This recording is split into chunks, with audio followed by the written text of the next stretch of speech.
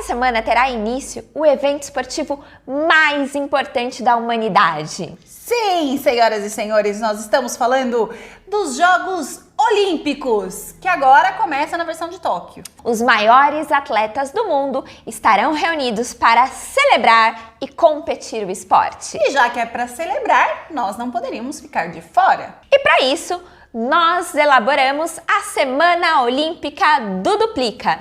E nós vamos começar pelo começo, é claro. Já aperta o botãozinho do like, porque eu tenho certeza que você vai adorar tudo que a gente tem para contar para você essa semana.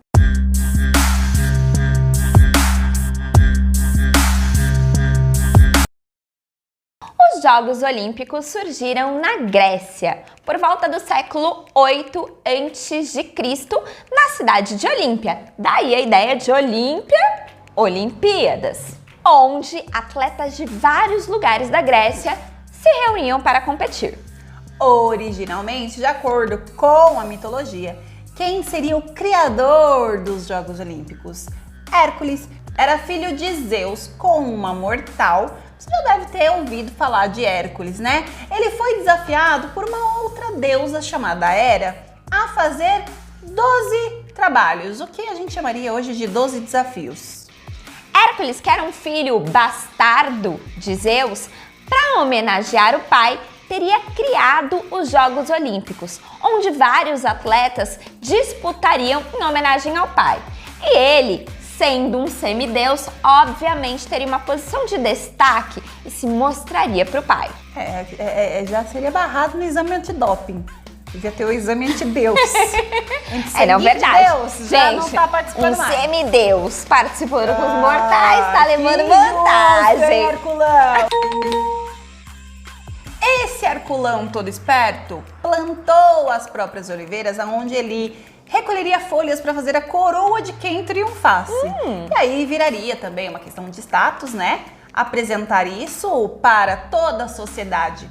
Então, além de um esporte com objetivos religiosos, que seriam de agradar a Zeus, nós também tínhamos a questão de se mostrar para a sociedade mesmo na época. Quando houve um grande acordo entre os reis de 3 regiões da Grécia Antiga, Ilha, Esparta e Pisa. Esse aí Hércules não tava mais. Já é a vida real, né? Não, mais ou menos. Porque esse acordo selado entre esses 3 reis aconteceu no templo de nada menos, nada mais do que Hera, a grande perseguidora de Hércules. Como as coisas se juntam nessas histórias, né? A gente fica até em dúvida se é verdade, se não é. Essa mitologia acho que é a mais doida. E aí começam, de fato, os Jogos Olímpicos. Este acordo era um sinal de trégua. Sempre que acontecesse esses Jogos Olímpicos, as cidades então não podiam guerrear. Foi tão levado a sério que mesmo na Guerra do Peloponeso, entre Atenas e Esparta, eles deixaram o momento de rivalidade de lado para participar dos Jogos. Após as Olimpíadas de 776 a.C., ficou definido que as Olimpíadas aconteceriam de 4 em 4 anos, sempre nos meses de julho ou agosto, e teriam uma duração de 5 dias. Naquela época, podiam participar como atletas dos Jogos Olímpicos apenas os cidadãos gregos e livres, aqueles que jamais tivessem cometido crimes. As mulheres, sinto muito, estavam vetadas até mesmo de assistir aos Jogos Olímpicos, a não ser que elas fossem sacerdotisas da deusa Demétria. Peitinho, nossa cabelo bem correr sem camisa? Curiosidade, né? Você sabia que na época a grande parte dos atletas, na verdade, competiam peladinho. Então, era sem roupa. Toda essa pacificidade durante os Jogos Olímpicos foram deixados um pouco de lado e foram perdendo a credibilidade depois que Roma invadiu a Grécia em 456 a.C.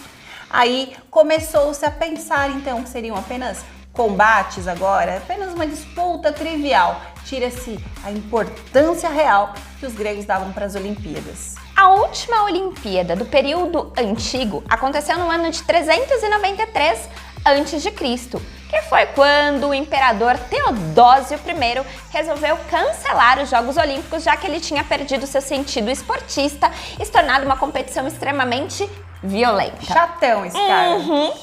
Terminava ali um período muito extenso de Jogos Olímpicos com 293 edições. Olha, foi até bastante edição. Sim. Depois que nós tivemos este cancelamento oficiado por esse chatão, Teodósio I, nós tivemos aí muitos anos sem nenhum tipo de competição da tamanha importância como eram as competições, os Jogos Olímpicos. Mesmo assim, em outros esportes, né? O esporte nunca deixou de ser praticado e cada civilização, então, fazia seus esportes, seus eventos esportivos. Mas não havia mais uma reunião olímpica. Galera, foram necessários cerca de 1.500 anos até que alguém, de fato, defendesse a ideia, o retorno dos Jogos Olímpicos. E isso aconteceu por parte de um pedagogo, tinha que ser o professor, um pedagogo e historiador francês que começou a defender a ideia de retornar os Jogos Olímpicos. O nome desse tiozão, gente boa, ele na verdade era um barão, né? Barão de Coubertin. Gente, ela chamou barão de tiozão. Ai, meu Deus, e Carla? Olha, ele, é minha cara, né? Focou diversos estudos, apresentou na Universidade de Sorbonne em Paris, um estudo intitulado Os Exercícios Físicos no Mundo Moderno, tentando incentivar a prática de esporte, levar isso para o próprio regime educacional. Nesta ocasião, então, em 1892, ele acaba propondo o retorno dos Jogos Olímpicos, mas a ideia não pegou muito bem. Mas foi apenas 2 anos depois que o Barão de Coubertin realmente foi ouvido. E numa convenção onde estavam reunidos 13 delegações de países diferentes, é que ele realmente recebeu o apoio de sua ideia. E a Grécia topou a ideia de ser a sede, voltamos à Grécia, ser a primeira sede das novas Olimpíadas ou Olimpíadas Contemporâneas.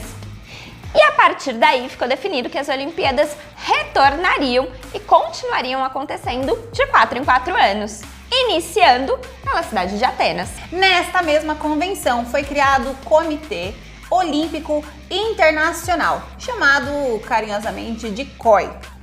A primeira Olimpíada da Era Moderna foi realizada em 1896 com 14 delegações, 14 equipes, com cerca aí de 240 atletas, que disputaram por 43 vezes em 9 modalidades diferentes. E de lá pra cá, as Olimpíadas foram interrompidas apenas 2 vezes, durante a Primeira e Segunda Grandes Guerras Mundiais.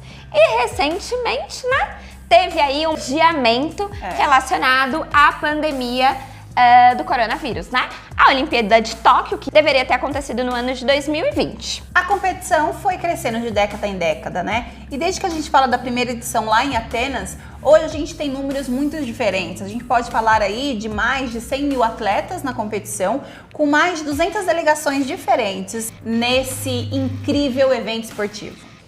Uma frase célebre do Barão de Coubertin, dita nas Olimpíadas de 1908, embora não seja de autoria dele, mas ficou notoriamente conhecida por ter sido dita por ele nas Olimpíadas, foi: o importante não é vencer, é competir.